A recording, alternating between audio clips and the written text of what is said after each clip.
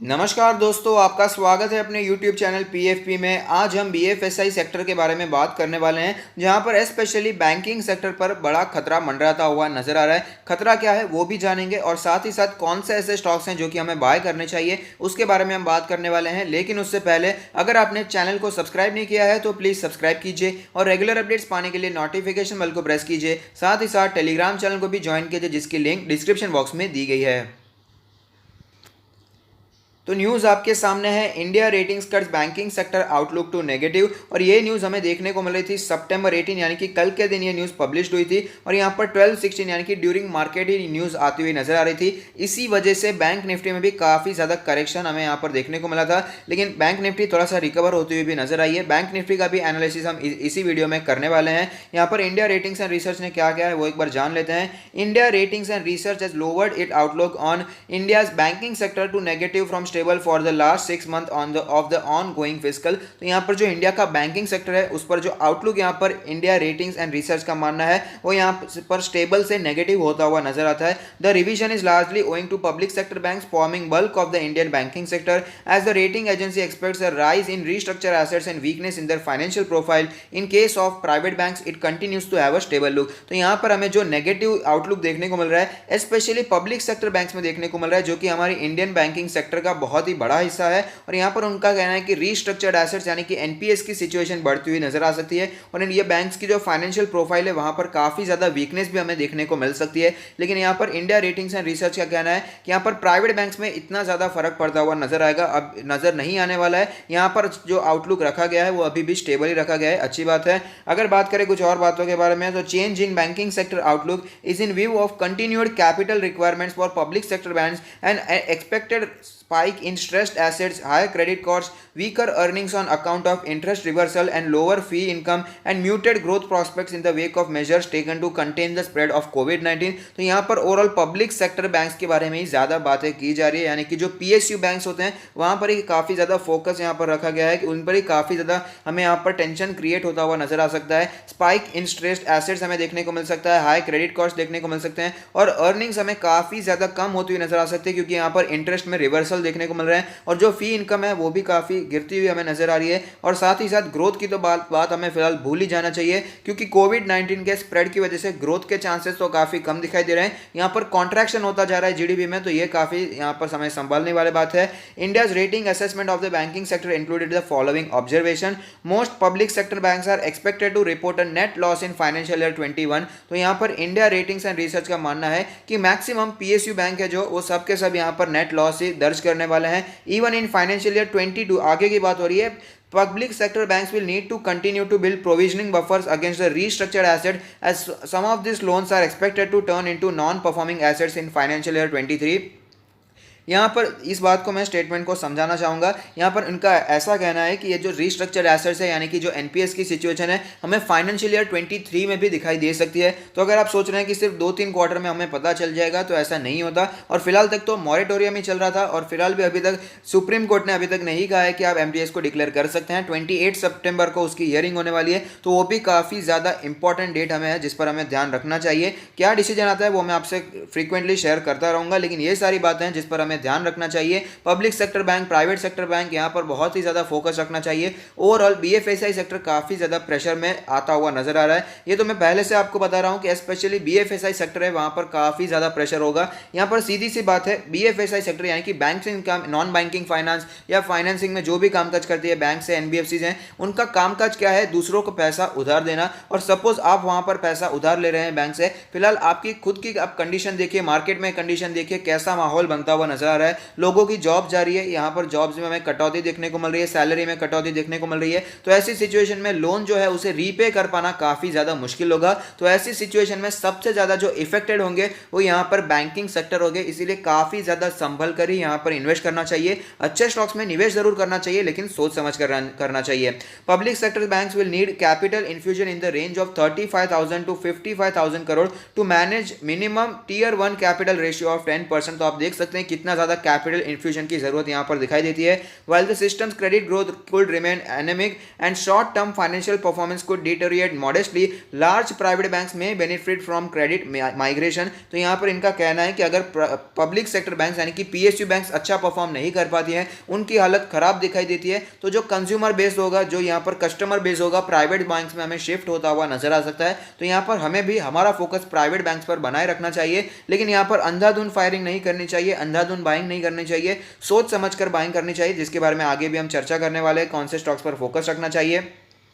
At least 7.7 of bank credit or rupees 8.4 lakh worth loans could be restructured in the coming months, यानी कि NPS declare हो सकते हैं 8 lakh crore, with most loans coming from the corporate loan segment. तो यहाँ पर of course corporate loan segment में ही ज़्यादा हमें तकलीफें दिखाई देने वाली हैं। तो जब मंदी का माहौल होता है तो ये जो बड़ी बड़ी कंपनीज होती है वहाँ पर ही बैंकरप्सी के ज़्यादा चांसेस हमें दिखाई देते हैं। मैं आपको रेकमेंड करूँगा कि आप यहाँ पर लॉकडाउन की सिचुएशन में अमेरिका की कितनी दिग्गज से दिग्गज कंपनी, बड़ी बड़ी कंपनीज है बैंकरप्सी फाइल की, आप प्लीज़ सर्च कीजिए, एक होमवर्क है, आपका भी यहाँ पर नॉलेज बढ़ेगा, जिससे हमें पता चलता है कि यहाँ पर शेयर मार्केट में कैसा सब कुछ कामकाज चलता है। तो यहाँ पर कॉर्पोरेट लोन सेगमेंट से ही ज़्यादा यहाँ पर दिक्कतें हमें देखने को मिलने वाली है। नॉन कॉर्पोरेट लोन्स के बारे में बात करें, जैसे कि हमने यार आपने छोटा बिजनेस के लिए लिया है, तो यहाँ पर will contribute restructure loans worth 2.1 lakh crore, where agriculture small and medium enterprises will contribute 85% of this loans. तो यहाँ पर मैक्सिमम कॉर्पोरेट लोन से ही हमें प्रेशर बनता हुआ नजर आएगा, नॉन कॉर्पोरेट लोन से वहाँ पर ज़्यादा प्रेशर हमें दिखाई नहीं देने वाला है। अगर बात करें India ratings, India ratings estimates banking sector credit cost could range between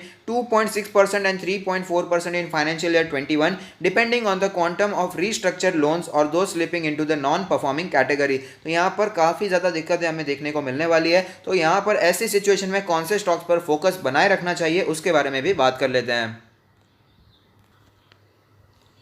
तो आप देख सकते हैं कि इस न्यूज़ के चलते हमें निफ्टी बैंक में 1.3% के आसपास का नेगेटिव चेंज देखने को मिला था, 1% से भी ज़्यादा की गिरावट हमें देखने को मिली थी।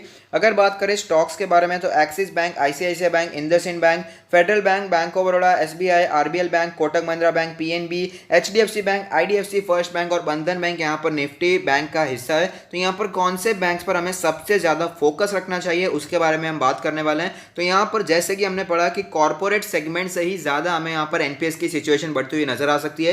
तो ऐसे स्टॉक से दूर रहना बेहतर रहेगा जो कि कॉर्पोरेट में लोन देने का काफी ज्यादा काम करती है। हमने देखा भी है, येस बैंक भी उन्हीं में से एक बैंक थी, आरबीएल बैंक भी उन्हीं में से एक बैंक है, और साथ ही साथ इंडसइंड बैंक भी उन्हीं में से एक बैंक है जो कि कॉर्पोरेट सेगमेंट में लोन देना काफी ज्यादा पसंद करता है। तो हमें यहाँ पर ऐसे स्टॉक्स को चुनना है जो कि यहाँ पर कॉर्पोरेट नहीं, यहाँ पर रिटेल लोन्स बांटने में ज्यादा कामकाज करता हो। तो यहाँ पर सबसे पहली प्रायोरिटी हमारी होगी एचडीएफसी बैंक को, यहाँ पर हमें फोकस रखना चाहिए। यहाँ पर आप इन्वेस्टमेंट करने के बारे में सोच सकते हैं। सबसे पहली प्रायोरिटी एचडीएफसी बैंक, उसके बाद यहाँ पर कोटक महिंद्रा बैंक में इन्वेस्टमेंट के बारे में सोचा जा सकता है। अगर बात करें उसके बाद कौन से बैंक को कंसीडर करना चाहिए, तो वो है आईसीआईसीआई बैंक, थर्ड चॉइस पर, थर्ड प्रायोरिटी पर आईसीआईसीआई बैंक रहेगी। फोर्थ अगर बात करें तो वो होगा यहाँ पर एक्सिस बैंक। यहाँ पर इन सारे स्टॉक्स में आप बाइंग करने के बारे में सोच सकते हैं। लेवल्स, कौन से लेवल्स पर बाय करना है वो मैं फ्रीक्वेंटली आगे सब्सिक्वेंटली वीडियोस में आपको बता दे रहूंगा। Best stocks to buy now के वीडियो में इन चारों स्टॉक्स को मैं कवर करूंगा, वहां पे मैं आपको बताऊंगा कि कौन से लेवल पर आपको यहाँ पर बाय करना चाहिए। क्योंकि देखिए सिचुएशन तो पहले भी सबको पता थी, यहाँ पर एक न्यूज आ गई उसी वजह से गिरावट देखने को मिल रही है। बाकी सिचुएशन पहले से सबको पता थी कि यहाँ पर सिचुएशन खराब ही है और यहाँ पर ऐसी सिचुएशन होने ही वाली है कि एनपीए की सिचुएशन बढ़ जाएगी। तो यहाँ पर अगर आप सोच रहे हैं कि बैंक्स में बहुत ही ज्यादा बर्बादी हमें देखने को मिलने वाली है, तो हो सकता है यहाँ पर इसी में लेवल्स भी उसी हिसाब से आपको बताने वाला हूँ। लेकिन यहाँ पर अच्छे लेवल्स पर बाय करना भी जरूरी है। अगर ऊपर निकल जाए उसके बाद बाय करेंगे तो लेने का मतलब नहीं होता। तो यहाँ पर ये चार स्टॉक्स तो मैंने आपको बता दिया। उसके अलावा अगर किसी स्टॉक के बारे में बात करें तो वो कौन सा स्टॉक होना चाहिए। अगर आप यहाँ पर पीएसयू बैंक में इन्वेस्ट करना चाहते हैं तो एसबीआई के अलावा किसी भी स्टॉक में आपको इन्वेस्ट नहीं करना चाहिए। और एसबीआई एक रेंज बाउंड स्टॉक है, 150 से 300 की रेंज हो चुकी है। इसी रेंज को प्ले करने की कोशिश कीजिए, बाकी ज़्यादा यहाँ पर लॉन्ग टर्म के लिए निवेशित नहीं रहना है। यहाँ पर दूसरे भी कुछ स्टॉक्स है जहाँ पर हम फोकस रखने के बारे में सोच सकते हैं। यहाँ पर जिनका कैपिटल बड़ा होता है, ये वहाँ पर बंधन बैंक में भी निवेश करने के बारे में सोच सकते हैं। जैसे कि हमने देखा एमएसएमई में बंधन बैंक काफ़ी ज़्यादा कामकाज करता है और वहां पर जो एनबीएफसी की एनपीएस की सिचुएशन है वो कम एक्सपेक्ट की जा रही है। तो बंधन बैंक में भी थोड़ा सा निवेश किया जा सकता है, उसमें कोई भी प्रॉब्लम दिखाई नहीं देती है। और एक और बैंक है, छोटी बैंक है, फेडरल बैंक, लेकिन काफी अच्छी बैंक है। लेकिन यहां पर जिनका कैपिटल छोटा है उन्हें सबसे पहली प्रायोरिटी एचडीएफसी बैंक, उसके बाद कोटक महिंद्रा बैंक, उसके बाद यहाँ पर आईसीआईसीआई बैंक, उसके बाद एक्सिस बैंक, इन्हीं चार बैंक में रहना चाहिए। और चार बैंक से ज्यादा की जरूरत मुझे फिलहाल किसी भी छोटे पोर्टफोलियो में दिखाई नहीं देती है। ये बार बार मैं रिपीट इसलिए करता हूं क्योंकि फंडामेंटली स्ट्रॉन्ग स्टॉक्स में ही आप यहाँ पर निवेशित रहे। और यहाँ पर ये तो हो गई है बैंक्स की बात। एनबीएफसी स्टॉक्स में किस में हमें फोकस करना चाहिए, तो ऐसे स्टॉक्स पर फोकस रखिए जो कि लॉन्ग टर्म के लिए, जिन्होंने हमें अच्छे रिटर्न्स बना कर दिए हैं, जो कि अभी भी लॉन्ग टर्म के लिए अच्छा रिटर्न्स बना कर दे सकते हैं, जो कि फंडामेंटली स्ट्रांग है। तो यहाँ पर अगर बात करें एनबीएफसी सेक्टर के बारे में, तो वहाँ पर अगर बात करें तो बजाज फाइनेंस है, बजाज फिनसर्व है, मुथूट फाइनेंस है, मन्नपुरम फाइनेंस है, ये सारे कुछ अच्छे स्टॉक्स है जहाँ पर आप फोकस बनाकर रख सकते हैं। इंश्योरेंस सेक्टर के बारे में बात करें तो यहाँ पर एचडीएफसी लाइफ है, आईसीआईसीआई जनरल लोम्बार्ड है, साथ ही साथ यहाँ पर आपको आईसीआईसीआई प्रूडेंशियल लाइफ इंश्योरेंस और एसबीआई लाइफ भी दिखाई देते हैं। ये सारे स्टॉक्स इंश्योरेंस कंपनी से काफ़ी अच्छे हैं। और अगर बात करें एसेट मैनेजमेंट कंपनीज के बारे में, तो एचडीएफसी एएमसी काफ़ी अच्छा स्टॉक है। यहाँ पर नैम इंडिया भी अच्छा है, लेकिन मैं एचडीएफसी एएमसी को प्रेफर करता हूँ। यहाँ पर स्टॉक में गिरावट देखने को मिल रही है, आप काफ़ी ज़्यादा घबराते हुए नजर आ रहे हैं, तो उसके ऊपर मैं ज़रूर वीडियो बनाऊंगा। और नेक्स्ट यहाँ पर अगर हाउसिंग फाइनेंस की बात करें तो एचडीएफसी लिमिटेड के अलावा कहीं पर भी आपको इन्वेस्ट करने की जरूरत मुझे दिखाई नहीं देती है। तो इन सारे स्टॉक्स के बाइंग लेवल्स में आपको बताता रहता हूं, उसे आप फॉलो करने के बारे में सोच सकते हैं या फिर इग्नोर भी कर सकते हैं। तो अब चलते हैं बैंक निफ्टी के चार्ट पर, वहां पर कैसी सिचुएशन बनी हुई है उसके बारे में भी बात कर लेते हैं।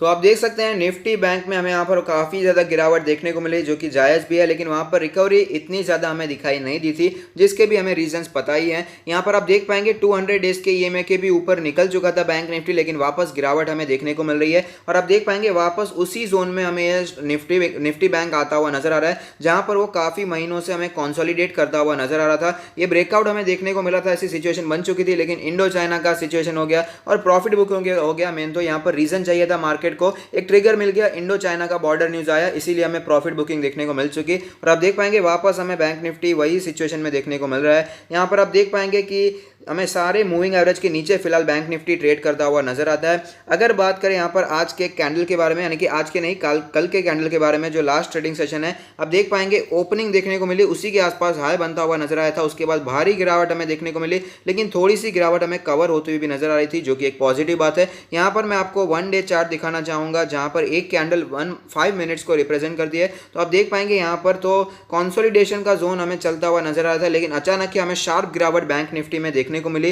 21,800 के आसपास बैंक निफ्टी ने सपोर्ट लिया और थोड़ा सा ऊपर आया था ये बैंक निफ्टी, और यहाँ पर हमें 22,000 के ऊपर ही क्लोजिंग देखने को मिल रही है। अगर बात करें यहाँ पर सिचुएशन के बारे में, इंडिकेटर्स के बारे में, तो आप देख पाएंगे आरएसआई का नंबर कैलकुलेट होकर आता है 42.46, काफ़ी ज़्यादा वीकनेस हमें यहाँ पर देखने को मिल रही है। अगर बात करें जून के महीने के बाद, तो आप देख पाएंगे अगस्त में 42 के आसपास का लेवल देखने को मिला था, उसके बाद फिर से हमें ये रिविजिट करता हुआ नजर आता है। अगर बात करें यहाँ पर इसके एमएससीडी के बारे में, तो एमएससीडी में जो सिचुएशन देखने को मिल रही है, आप देख पाएंगे एमएससीडी में हमें एक बियरिश क्रॉसओवर काफ़ी दिनों पहले ही देखने को मिल चुका है, जो कि यहाँ पर सेल का सिग्नल हमें दर्शा रहा है। बॉलिंजर बैंड के बारे में बात करें तो आप देख पाएंगे बॉलिंजर बैंड के अपर बैंड के आसपास कितना ज़्यादा पहुंच चुका था, तो रेजिस्टेंस तो बनता ही था, गिरावट तो बनती ही थी। फिलहाल स्टॉक लोअर बैंड के आसपास ट्रेड करता हुआ नजर आ रहा है। अपर बैंड का लेवल है 24,333 का लेवल, मीडियन है 22,992 का लेवल, जिसके नीचे फिलहाल बैंक निफ्टी ट्रेड कर रहा है। लोअर बैंड है 21,650 के आसपास का लेवल।